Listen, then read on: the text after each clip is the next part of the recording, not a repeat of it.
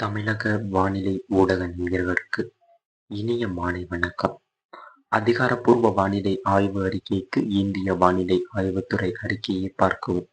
2025 November 5 மாலை பதிவு செய்யப்படும் துல்லிய வானிலை ஆய்வறிக்கை.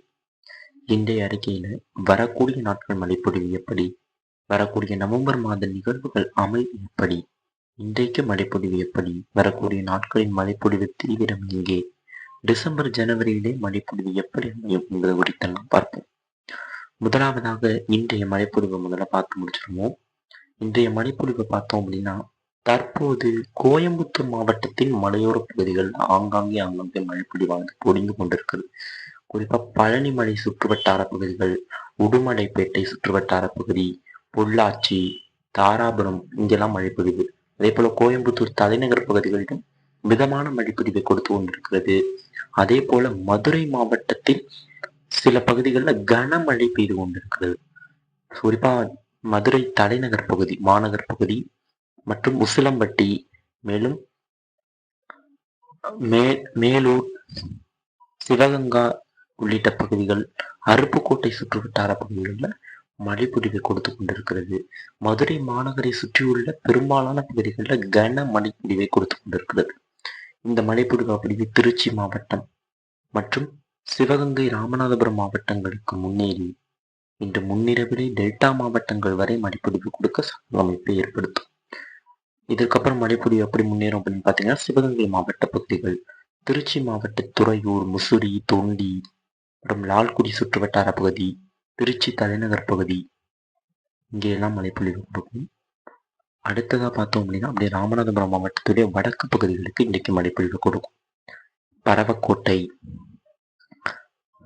இந்த பகுதிகளுக்கு மழைப்பொழிவு கொடுக்கும். அதே போல சிவகங்கை மாவட்டம், திருப்பத்தூர், வாணியம்பாடி உள்ளிட்ட திருப்பத்தூர் மாவட்ட பகுதிகள் இங்கெல்லாம் மழைப்பொழிவு கொடுத்துட்டு அப்படியே டெல்டா மாவட்டங்களுக்கு அந்த மழைப்பொழிவு முன்னேறும். டெல்டா மாவட்டங்களில் இன்று கனமழை பொழிவுக்கு சாதகம் ஏற்பட்டுள்ளது. நிறைய மழைப்பொழிவு இன்றைக்கு கொடுக்கும். பெய்யும் இடத்துல வலுத்த மழைப்பொழிவு இருக்கும். அருகருகே உயற்ற இறக்கத்துடன் கூடிய மழைப்பொழிவும், சில இடங்கள்ல ஒதுக்குதலும் இருக்கும். டெல்டா மாவட்டங்களை பொறுத்தவரை பரவலா இருக்கும். ஓரிரு இடங்கள்ல ஒதுக்குறதுக்கு மட்டும் வாய்ப்பு இருக்கு.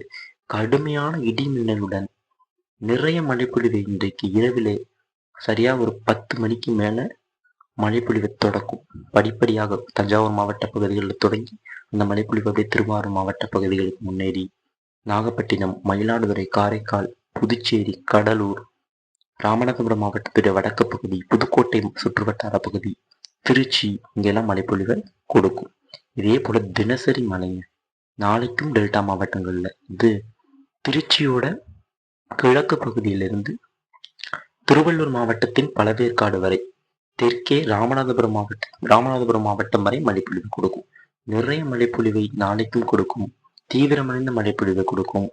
குறிப்பா டெல்டாவிலேயும் வடகடலோர மாவட்டங்கள், குறிப்பா பார்த்தோம் அப்படின்னா கடலூர்லேருந்து ராமநாதபுரம் இடைப்பட்ட கடலோர பகுதிகளில் நிறைய மழைப்பொழிவை கொடுக்கும். வரக்கூடிய நவம்பர் 8ஆம் தேதி வரை தினசரி மழைப்பொழிவு டெல்டா வடகடலோர மாவட்டங்களுக்கு இருக்கிறது. இதற்கு அடுத்து 10ஆம் தேதிக்குமே அடுத்த நிகழ்வு தென்சீன கடலில் கரை கடந்து பிலிப்பைன்ஸ் மற்றும் தாய்லாந்து வளைகுடா வழியாக அடுத்த நிகழ்வு அந்தமான் கடற்கரைக்கு வந்து அது தீவிரமடைந்து 13, 14, 15, 16 தேதிகளிலே தமிழ்நாட்டை மழைப்பொழிவை தொடக்கும் என்று எதிர்பார்க்கப்படுகிறது. இதற்கு அடுத்த நிகழ்வு இது 16, 17, 18 மழைப்பொழிவு கொடுத்து நகரத்துக்குள்ள அடுத்த நிகழ்வு 20ஆம் தேதி உருவாகிடும். அந்த நிகழ்வு 23, 24, 25 தேதிகளில் மழைப்பொழிவு கொடுக்கும். இதே போல நிறைய மழைப்பொழிவு இந்த ஆண்டு நவம்பர் இறுதிக்குள்ள சராசரிக்கு கூடுதல் என்ற அளவில் தான் மழைப்பொழிவு பெரும் தமிழ்நாட்டிற்கு. வானிலை ஆய்வு மையம் சொல்லியிருக்காங்க சராசரிக்கு குறைவான மழைப்பொழிவு நவம்பரில் இருக்கும் அப்படின்னு.